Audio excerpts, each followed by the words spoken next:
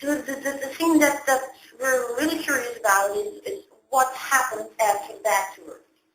He said the that tour was going to be his last tour. Yeah. He said goodbye to the audience. Right. He wanted to focus on movies. Right. Frank told a lot of stuff about that. Then there's a dangerous tour. Mm-hmm. Do you know what happened? What made him change his mind? Or who made him change his mind? Well, I think the whole idea, there's a lot of artists that say this is my last tour. Partly it's to get people out. If if you think somebody's going to come around every year, you're not so likely to go get tickets. He may have sincerely thought that it was his last one because he was getting burned. I mean, he's been doing it since he was 5, and he really wasn't enjoying that all that much. Being a prisoner of a hotel for a year, that's tough. Plus, it was very exhausting to do those shows. As far as the movie career, it just didn't happen. I have no idea why. If there could be the people in Hollywood just thought that, you get typecast. They think he's a pop star and I want to be a movie star, and people won't take him seriously. And it happens the same way around. You get movie stars that want to be rock stars, and it's very difficult to bust through.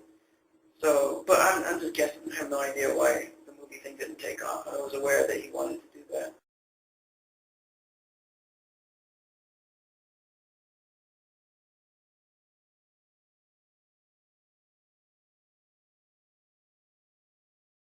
You talked to Charles Thompson in the interview you had with him, I think in March, beginning of March, that some people approached you to spill out some beans to the tabloids during the bad tour. Do you know who that was?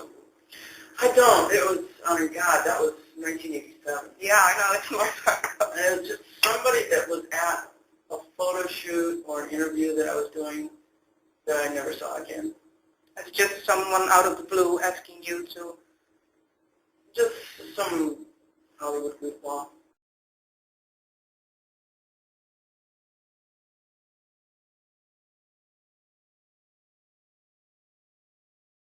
Do you know why most of the staff was fired after that tour? Leo got fired, the legal team got fired. No, I don't. I mean, nobody ever said this is why. I wasn't even aware that there was a different manager until I got on the next tour. No one ever gave any explanation. No, it's just rumors, and there's no need to put that out there. Most likely, somebody pissed them off. That's why, if everything's going wonderfully, then you would keep the people. True. So there must have been some stuff that went down business-wise that he wasn't happy with.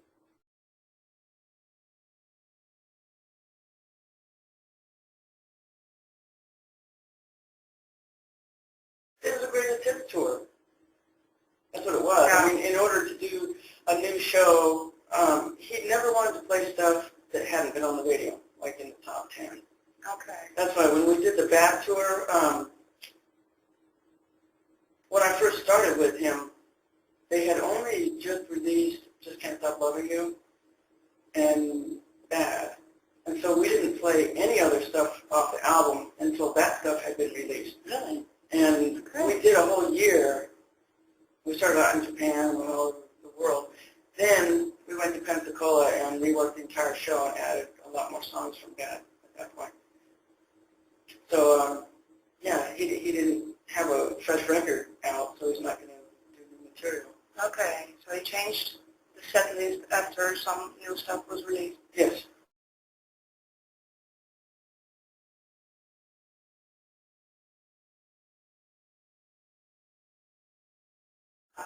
Have you ever noticed, you worked like 10 years with him, 3 tours, have you ever noticed him being on drugs or drug addict or out of it or Never.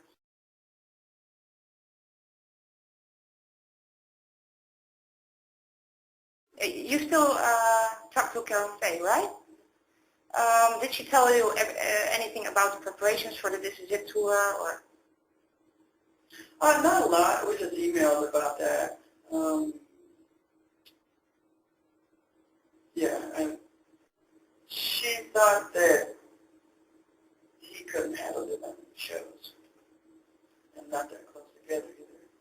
And that's the strange part, because I think Karen and some other people are claiming that he was too ill to do the 50 shows. And there are people that say that he was in perfect shape. And there was a documentary, and Navi says he saw Michael in London and he was in great shape. And Susan Itak said he looked horrible and he was skinny and he was about to collapse. Well, it stands to reason that the people that were going to make a bunch of money out of him said he's healthy, but go. You know, Karen warned people that. Why was Karen let go after the trial? Because he went to the Middle East, right? Yeah. But she was never fired. No. Okay. Because I have been searching for that kind of information for months, and I couldn't find anything about it, and I always wondered what happened to her. Because when you look at the rebuttal tapes, they seem very close. They were, yeah. Yeah, he'd call her every once in a while and send her gifts, and that happened right up till the end.